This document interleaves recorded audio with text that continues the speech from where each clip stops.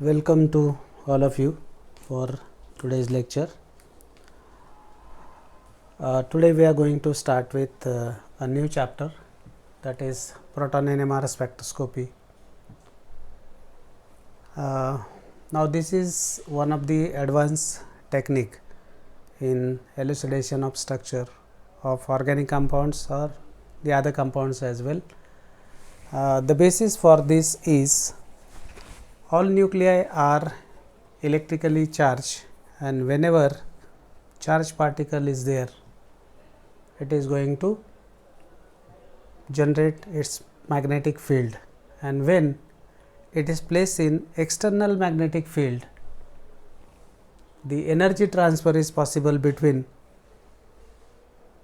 ground state and excited state. That is the basis for this energy absorbance, because this also comes under absorption spectroscopy. The amount of energy is very low in the range of radio waves, but it is quantized, and that discrete amount is required for the nuclei to go from low energy to high energy. The procedure is the sample. Now here we are talking about proton NMR. Proton nucleus, the H11 nucleus is comprising of one electron, one proton, but no neutron, because otherwise the mass will be high, and that is why this is known as proton NMR, because it has got one proton. That is why the mass is reflecting here. This number is the atomic number. So it is generally called as proton NMR or H1 NMR spectroscopy. The procedure is, when this sample under consideration is placed in high magnetic field in the order of 24,000 Gauss, the high magnetic field is experienced by the nuclei. When the external radio frequency is applied through radio frequency oscillator, then excitation of nuclei takes place just like this, and you get two energy states. One is minus mu h 0, this is the direction of applied magnetic field, and this is against the magnetic field. So the difference between them is twice mu h 0. So this is energy is also quantized. Mu is gyromagnetic ratio and h 0 is the applied magnetic field. For this, the absorbance of energy will occur from the radio frequency region, and it is also detected by radio receivers, and a complex instrumentation is there. This is detected and then recorded in the form of a spectrum. We will come to this spectrum later. Let us talk about the basics. Now, which nuclei will show this phenomenon? That is one thing, and how this phenomenon is useful in the structure determination of organic compound or bioorganic compounds or any compounds wherein such active nuclei are present. This small chart is mass number, atomic number, spin number, and some examples. So odd or odd even. This is odd even. Mass number is odd, but this atomic number is even. So proton 11, hydrogen 11 and carbon 613 both have I is equal to half, and according to the orientation formula, twice I plus 1 orientations are possible. So twice I plus 1 becomes two orientation, one is anti-parallel, one is parallel, the other one is anti-parallel. So, that is there.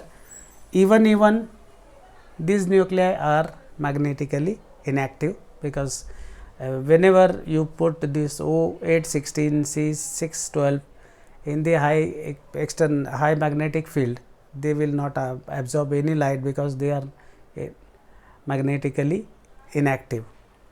The other combination is even mass number and odd. So, this is very useful because nitrogen 714 is generally used for so many bioactive molecules. So, this is very useful. Deuterium generally is used, that is for the heavy water and other applications. Now, the requirement for resonance phenomenon. Now, resonance is when the applicator frequency matches with this frequency. See, delta is equal to twice mu h 0, that is equal to h nu, because it is also quantized. When this frequency matches with the external applicator frequency, a resonance phenomenon occurs, and wherein your nuclei will absorb the energy and go to the excited state. Once they go to the excited state, then they have certain lifetime, but they will return to ground state. According to Boltzmann distribution law, this percentage of this lower state is going to be always higher than the excited state. Now, coming back to the energy dissipation, how the excited nuclei will lose energy. There are two ways: either they can exchange the energy to the neighboring nuclei, or they can give energy to the surrounding. So, in technical terms, we call it as spin relaxation. The excess energy is released. So, that is relaxation. Just like in gym, you work out and then some relaxation is also needed. Here, these excited molecules, they relax by losing energy, and the modes are two: spin relaxation, spin lattice relaxation. Lattice is surrounding, and that is how this happens. Okay. Now, this is the normal NMR spectrum. Now, here the standard is required, because these are all relative numbers. This is known as chemical shift. It is denoted as delta. Frequency of sample minus frequency of standard. Frequency of standard is always taken as 0, and frequency of instrument in hertz into 10 raised to 6, that is simplification number, and most of the protons will have chemical shift between 0 to maximum 12. 10 to 12, those protons are known as offset protons. We will come to all those things later. This is just first lecture. So, let me do the introduction part, and then once we start solving the problems, then most of the things will be more clarified. Okay. Now, there are certain assumptions, like this is the spinning nucleus, because when you put your magnetically active nuclei in high magnetic field, it will start spinning, and its motion or its moment is similar to that of torque. Just like torque has got some precessional motion, this also has got some precessional orbit.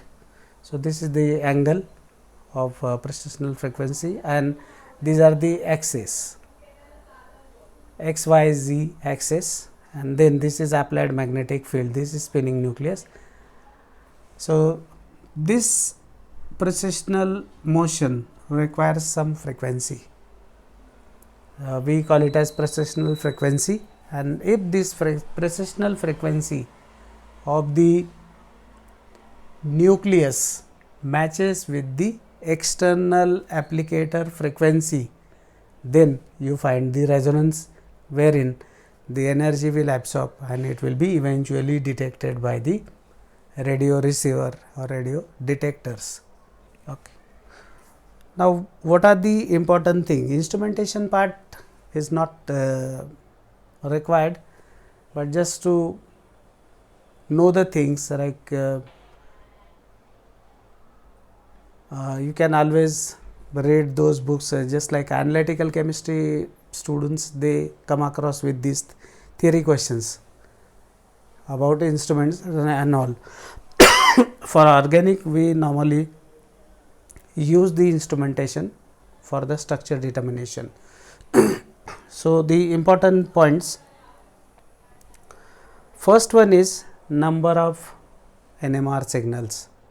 Now, number of NMR signals means, if I take a representative example, simple examples we will have initially, and then we will try to implement all these things, and of course with certain explanation, because these are new things. So, I need to explain few things to you. Number of NMR signals. So, let me put some examples for the sake of illustration.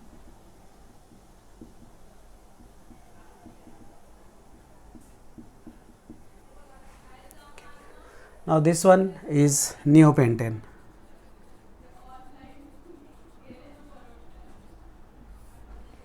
Now, how many types of protons are there? Now, we call it as proton.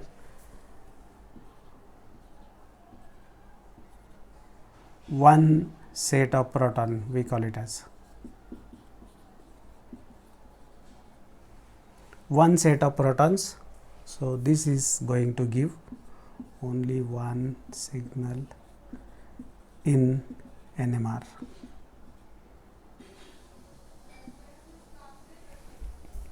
So, signal means peak,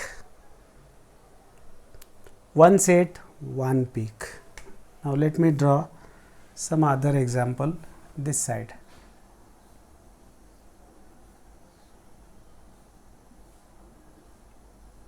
Okay. Now, how many types of protons are there? This is one, these are identical.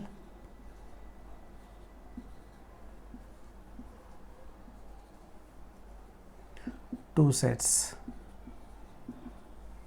So, two peaks will be there and so on. So, you can have so many examples in this regard. I will put some simple example. CH3 CH2 OH. Now, proton cannot be isolated proton, it is always having electronic environment. But when we consider these methyl protons, they are not isolated, they are having electronic environment of carbon, then next carbon, then oxygen. So, all electronic effects would be applicable in this case as well. Oxygen is going to exert some inductive effect, this is also going to exert some inductive effect. The effect of oxygen is felt by CH2,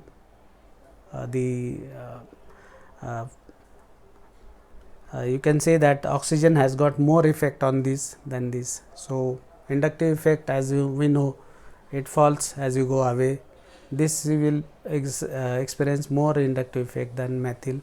So, naturally their electronic environment will be different. So, their chemical shift would be different. Chemical shift is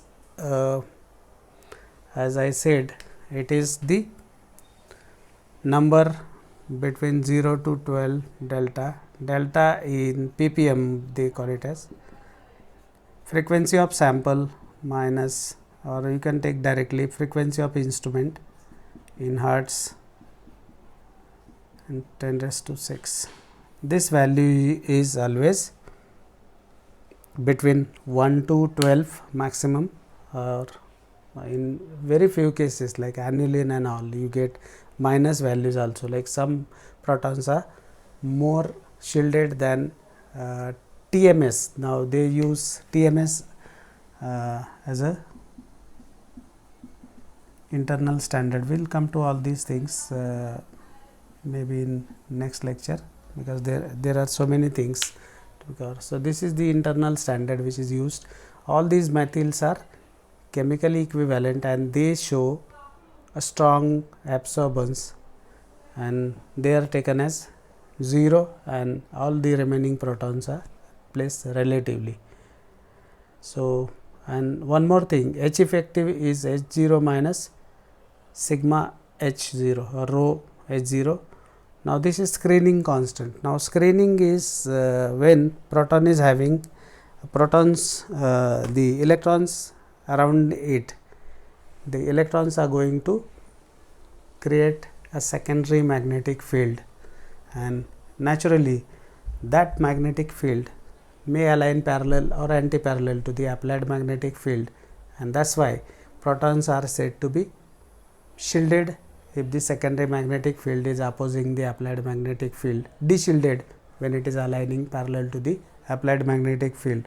We will come to all these things maybe in next lecture. We are supposed to revise some concepts once again, and then the application part is going to be more important, because just like this is understanding, like once you find out the sets of proton, then you understand the thing and so on. So maybe next lecture we will once again revise what I said today. If you want, I can upload some notes also. Normally I don't write any notes, but if you want, I will put those notes also on our group, so that you can go through it. If you want, I will recommend some books also for this. For TYBSc, normally students won't use references, but those who are interested, I can tell you a few names of the reference books also. One of them is Elementary Organic Spectroscopy by Y.R. Sharma, that is Indian author. Those who are very good in English, they can refer to foreign authors books also. Spectroscopy by Pavia, and the other books are also there. The Fleming book is there, but those are all recommended for MSc students, but those who are interested can go through them as well. And the important thing is understanding the subject is more important.